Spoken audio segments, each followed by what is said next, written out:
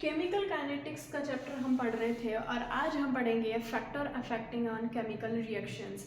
हमने rate of reaction पढ़ लिया था, केमिकल काइनेटिक्स पढ़ लिया था एंड टाइप्स पढ़ लिए थे रिएक्शन के, स्लो, फास्ट, मॉडरेट के। अब हम पढ़ेंगे factor affecting on chemical reactions, यानी जो केमिकल रिएक्शंस होती है लेबोरेटरी में करते हैं या फिर जो नेचर में भी होती है। अब कोई भी केमिकल रिएक्शंस होगी वो कोई ना कोई फैक्टर्स पे डिपेंड करेगी, और फैक्टर्स कौन से होंगे? Temperature, pressure, catalyst. अब कैटलिस्ट क्या होता है वो हम नहीं जानते, न्यू टर्म है क्लास 12th के लिए, वो भी हम पढ़ेंगे। और कंसंट्रेशन वगैरह, कंसंट्रेशन रिएक्टेंट प्रोडक्ट की, इन सब फैक्टर्स पे क्या होता है, डिपेंड होता है। तो हमारा पहला पॉइंट है टेम्परेचर। हम पढ़ेंगे टेम्परेचर के बारे में। देखो, कोई भी जो रिएक्शन होती है ना वो टेम्परेचर पे तो मेनली डिपेंड करते हैं। जो टेम्परेचर होता है ना वो मेन टर्म होता है कोई भी केमिकल रिएक्शन का। यानी कोई भी रिएक्शन जब आखिर हो रही होगी, बन रही होगी, वो जब प्रोसेस हो रहा होगा उस रिएक्शन का, तो टेम्परेचर होता है ना वो तो मेन टर्म होता है। कैसे कि जैसे मान लो जो टेम्परेचर होता है ना वो भी फर्दर टू टाइप्स में डिवाइड होता है। वो भी reactions are primarily of two types. कौन सी?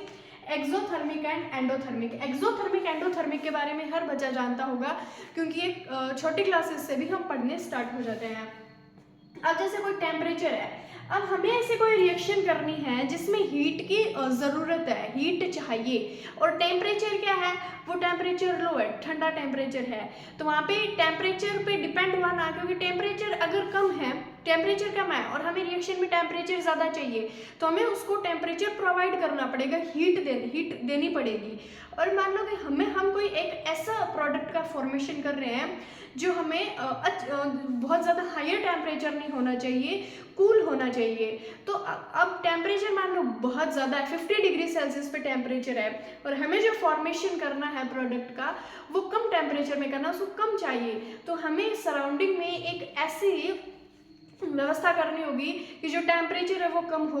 अगर मैं क्या बोल रही हूँ, ये कैसे टेम्परेचर कम करना है, ज़्यादा करना, नहीं समझ आ रहा है। जब हम अब स्टेटमेंट पढ़ेंगे तब समझ आएगा। देखो, factor affecting on chemical reactions, पहला पॉइंट है टेम्परेचर। ध्यान से सुनते जाना। Based on temperature chemical reactions are primarily of two types, exothermic and endothermic. अब जो एक्सोथर्मिक है वो क्या होती है? An exothermic reaction releases energy. जो एनर्जी होती है ना वो रिलीज होती है, एनर्जी होती है वो रिलीज होती है। अब देखो, एनर्जी होगी या तो वो रिलीज होगी और ये क्या होगी, एब्जॉर्ब। अब रिलीज क्या होगी? जैसे मान लो मेरी बॉडी से एनर्जी निकल रही है, मेरी बॉडी से एनर्जी निकलेगी, तो वो क्या होगी, मेरी जो बॉडी से एनर्जी निकलेगी तो हम उसको क्या बोलेंगे, एनर्जी रिलीज हो रही है। मैं एनर्जी एब्जॉर्ब कर रही हूँ। जैसे मान लो हम खाना खाते हैं, तो हम क्या कर रहे हैं, एनर्जी को एब्जॉर्ब कर रहे हैं, एनर्जी एब्जॉर्ब कर रहे हैं, एनर्जी ले रहे हैं। और जैसे मान लो कि हम कोई वर्क करते हैं, अब जैसे मैं बोल रही हूँ, पढ़ा रही हूँ, बोल रही हूँ, तो वहाँ पे क्या हो रहा है, एनर्जी रिलीज होगी। जो हमने एनर्जी एब्जॉर्ब की थी वो अब मैं बोल रही हूँ, या कोई भी हम वर्क कर रहे होते हैं तो वो एनर्जी उस प्रोसेस के दौरान क्या होगी, वो एनर्जी निकलेगी, एनर्जी क्या होगी, एब्जॉर्ब होगी। वैसे ही जब कोई सराउंडिंग में कोई भी केमिकल रिएक्शन बन रही होती है, केमिकल रिएक्शन हो रही होती है, वो भी टेम्परेचर डिपेंड करती है। Exothermic, endothermic. एक्सोथर्मिक में क्या होता है, एनर्जी रिलीज होती है। एक्सोथर्मिक में एनर्जी रिलीज होती है, निकलती है, typically as heat into the surrounding causing the temperature to rise, while an endothermic में क्या होता है, रिएक्शन एब्जॉर्ब होती है, एनर्जी एब्जॉर्ब होती है फ्रॉम द सराउंडिंग, यानी जो सराउंडिंग से एनर्जी को क्या करेगा, एब्जॉर्ब करेगा। और एंडोथर्मिक में सराउंडिंग से एनर्जी को एब्जॉर्ब करेगा, एक्सोथर्मिक में सराउंडिंग में एनर्जी रिलीज करेगा। जैसे मान लो कि हम आग जला रहे होते हैं या मोमबत्ती जला रहे होते हैं या कोई भी कागज जला रहे होते हैं, उस प्रोसेस को हम कंबशन बोलते हैं।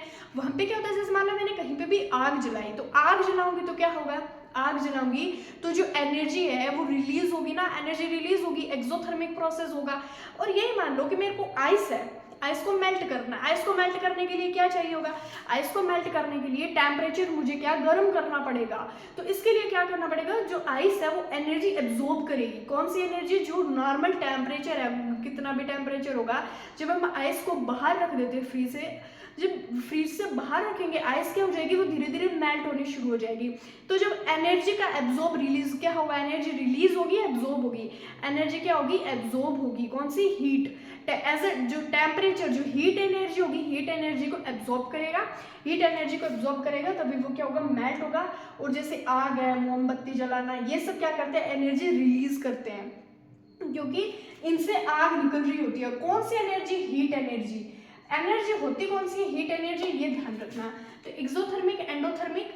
अब जैसे मान लो कि टेम्परेचर है, अब हम मेन टर्म की बात करें कि टेम्परेचर बढ़ाने से रेट ऑफ रिएक्शन या केमिकल रिएक्शन बढ़ता कैसे, एक्सोथर्मिक एंडोथर्मिक समझ आ गया, बट बढ़ता कैसे है। देखो, जब रिएक्टेंट से प्रोडक्ट का फॉर्मेशन होता है ना, तो रिएक्टेंट के जो रिएक्टेंट लिए हमने, रिएक्टेंट के जो मॉलिक्यूल्स होता है ना, उनके बीच में एक बॉन्डिंग बन रही होती है। रिएक्टेंट के मॉलिक्यूल्स में क्या होता है, बॉन्डिंग बन रही होती है। अब जब वो बॉन्डिंग आपस में टूटती है, जब बॉन्ड टूटते हैं तब नए बॉन्ड का क्या होता है, फॉर्मेशन होता है। अब जैसे मान लो मैं इससे पहले वाले वीडियो में अमोनिया बना रही थी, नाइट्रोजन और हाइड्रोजन।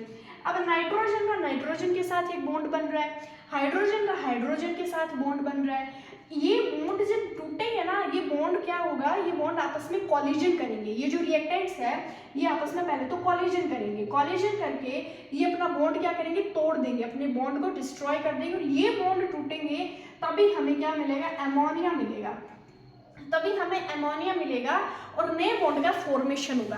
देखो, जब भी, ये बात याद रखना, जब भी रिएक्टेंट प्रोडक्ट में कन्वर्ट होता है ना, तो रिएक्टेंट के बॉन्ड आपस में टूटते हैं। जैसे मान लो वाटर है, अब मैं वाटर को गर्म कर रही हूँ, जब हम पानी को गर्म करते हैं, टेम्परेचर बढ़ाते हैं, तो कट कट कट कट की आवाज़ आती है ना। वो जो कट कट की आवाज़ क्यों होती है, क्योंकि वाटर के जो मॉलिक्यूल्स होते हैं ना, वो अपने बॉन्ड क्या कर रहे होते हैं, तोड़ रहे होते हैं। और टेम्परेचर बढ़ाने से उनकी क्या होती है, काइनेटिक एनर्जी बढ़ जाती है। काइनेटिक एनर्जी बढ़ने से उनके मॉलिक्यूल्स, उनके पार्टिकल्स, जो कंटेनर होता है उसकी वॉल से क्या करने लगते हैं, टक्कर करने लगते हैं। टक्कर करने से ही वो कट कट की आवाज़ आती है।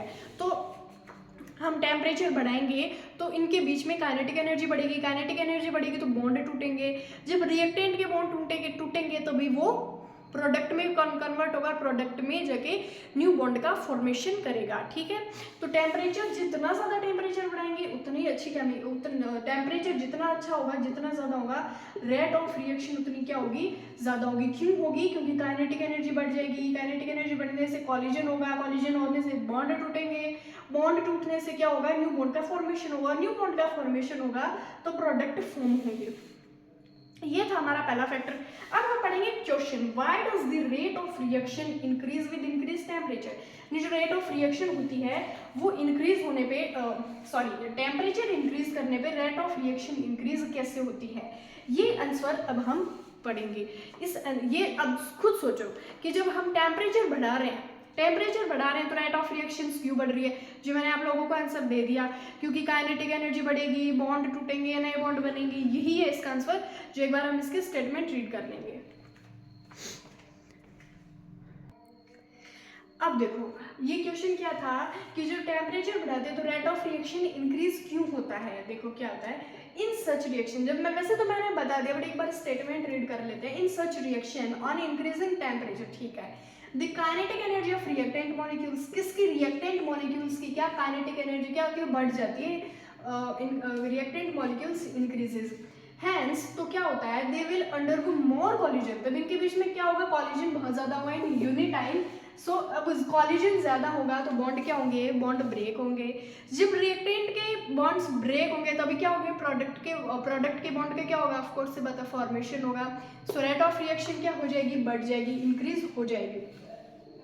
अब ये टेम्परेचर वाला तो एक फैक्टर हमने पढ़ लिया। अब हम नेक्स्ट वीडियो में बात करेंगे कैटलिस्ट की। कैटलिस्ट क्या होता है, कैटलिस्ट के साथ साथ हम थ्रेशोल्ड एनर्जी, एक्टिवेशन एनर्जी, ये सब एनर्जीज की बात करने वाले हैं। और ये चैप्टर बहुत ज़्यादा इंटरेस्टिंग है और ये जो इसके फैक्टर्स है ये भी बहुत ज़्यादा इंटरेस्टिंग है। और ये एकदम जनरल लाइफ, डेली लाइफ से कंपेरिजन करके हम इस चैप्टर को पढ़ सकते हैं कि जो डेली लाइफ में, अब जैसे नेचर में बहुत सारी रिएक्शंस हो रही होती है, वो रिएक्शन एक्चुअली में किन फैक्टर्स पे डिपेंड करती है। और नेचर होता है वो, उसमें 3 टाइप की रिएक्शंस होती है, कैसे कैसे कौन सी रिएक्शंस क्यों स्लो होती है, मॉडरेट, फास्ट, ये वो। सो बहुत इंटरेस्टिंग चैप्टर है। अब नेक्स्ट फैक्टर होगा कैटलिस्ट, वो हम नेक्स्ट वीडियो में पढ़ने वाले हैं।